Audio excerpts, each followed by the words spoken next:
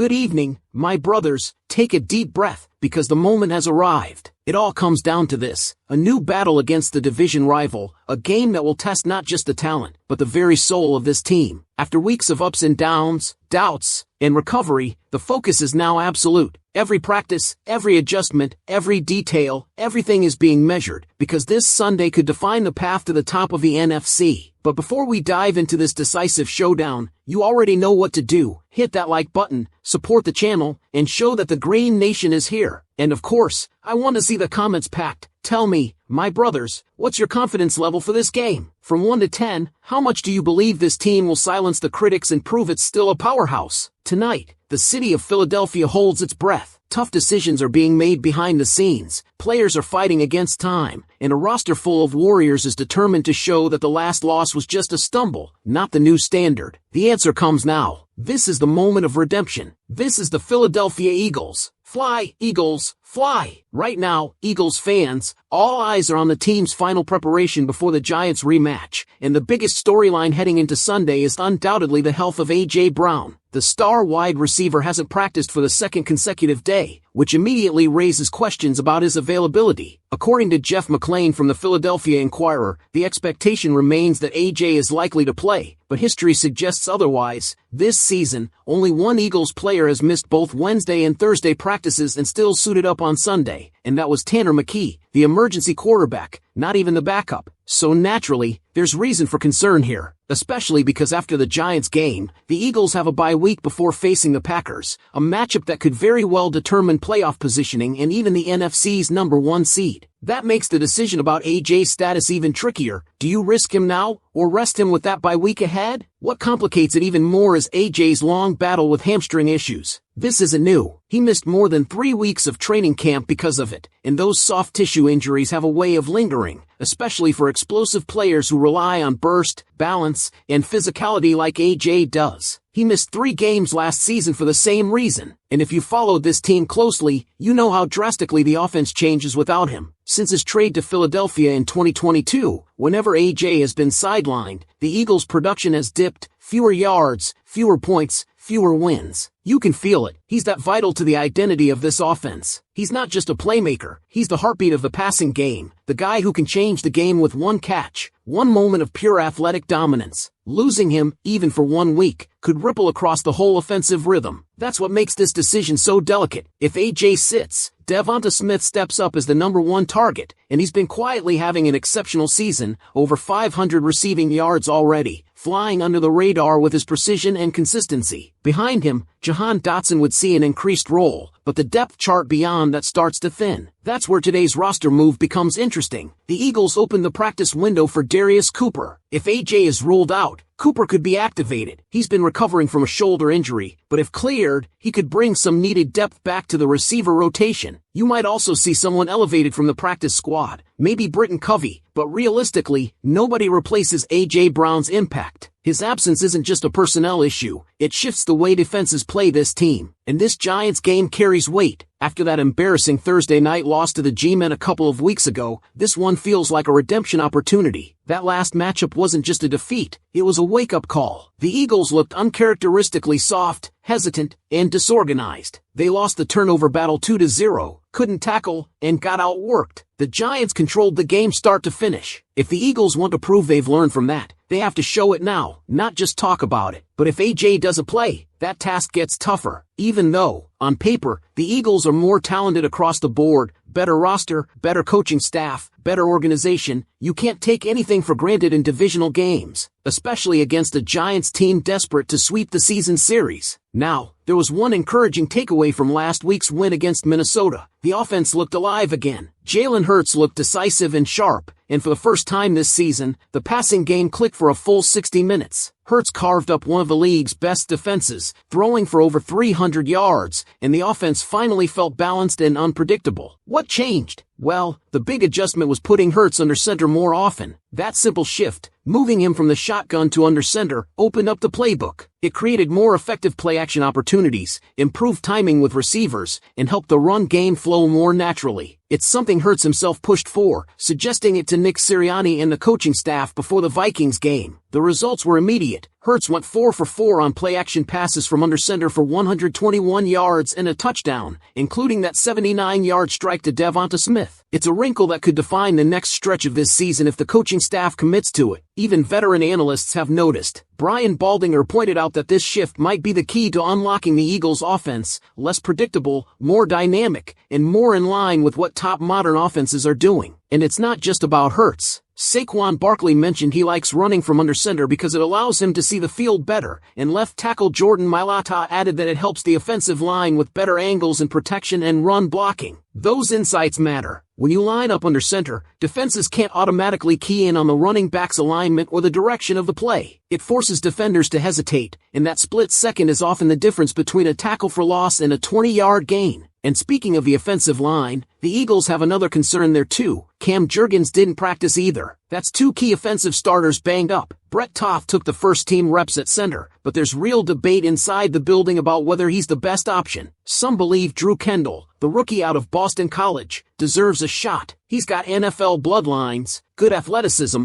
and strong fundamentals. He might not have Jurgens' experience, but he could provide a steadier anchor in the middle, especially against a Giants defensive front that remains one of the toughest in football. It's a huge test, and the coaching staff will have a tough call to make there. Meanwhile, the Giants have their own injury issues. Paulson Adebo, Brian Burns, DJ Davidson, Chauncey Galston, and safety Jevon Holland all missed practice. That's a lot of defensive firepower possibly unavailable. So if A.J. Brown can't go, that at least tilts the balance slightly back in the Eagles' favor. But you still can't rely on that. You have to bring energy, focus, and execution, the kind that was missing in that first Giants matchup. The question now becomes, will this team take the cautious route with A.J. Brown, giving him rest through the bye, or will they push to have him suit up in what could be a statement divisional game at Lincoln Financial Field? If the Eagles decide to hold A.J. Brown out, all eyes will fall squarely on Jalen Hurts and how this offense responds under pressure. We saw last week against Minnesota that when Hurts is given the right balance of play calling, protection, and rhythm, he can dismantle even elite defenses. His composure in the pocket, the decisiveness on his reads, and the trust he showed in his receivers were all signs that this team may have rediscovered the offensive identity that carried them deep into the postseason in previous years. But now, without A.J. potentially on the field, Hurts' leadership and adaptability are about to be tested more than ever. There's no hiding how central A.J. is to this offense. His presence alone changes coverages, pulls safeties away from DeVonta Smith, and forces defensive coordinators to rethink their entire approach. Without him, DeVonta becomes the focal point, which means double teams and bracket coverage coming his way. That opens the door for players like Jahan Dotson and possibly Darius Cooper if he's cleared to return. Cooper's athleticism and size could give the Eagles another red zone weapon, something they've struggled with at times this season. But make no mistake, no one can replicate A.J.'s physical dominance or chemistry with Hurts. That's years of timing, trust, and mutual understanding that you can't replace in a week of practice. Still, this is where the great teams separate themselves. This is where you find out what you really have beneath the star power. Can Nick Sirianni and offensive coordinator Kevin Patullo scheme around the loss, lean on the ground game, and keep defenses guessing? The good news is, the Vikings game showed a clear shift in offensive philosophy, Hurts under center, more play action, and a commitment to establishing rhythm early. That formula worked. It made the offense less predictable and more aggressive. If they stick with that, even without A.J., they can still attack vertically and control tempo. And let's talk about the ground game for a moment. Last year, the Eagles were the most dominant rushing team in football. This year, they've been near the bottom of the league. The inconsistency has been glaring, part of it due to injuries up front, part of it due to schematic stubbornness. But last week, things looked different. When Hurts operated under center, the run lanes opened up, Saquon Barkley saw the field more clearly, and the offensive line looked more synchronized. Jordan Mailata even explained it perfectly. When Hurts is in the shotgun, defensive ends can key on the back's alignment and crash the gap immediately. But when he's under center, that advantage disappears. Suddenly, the defense has to respect both edges, and that hesitation creates opportunity. It's those small details that make big differences in close games. Against the Giants' defensive front, even if Brian Burns or DJ Davidson are out,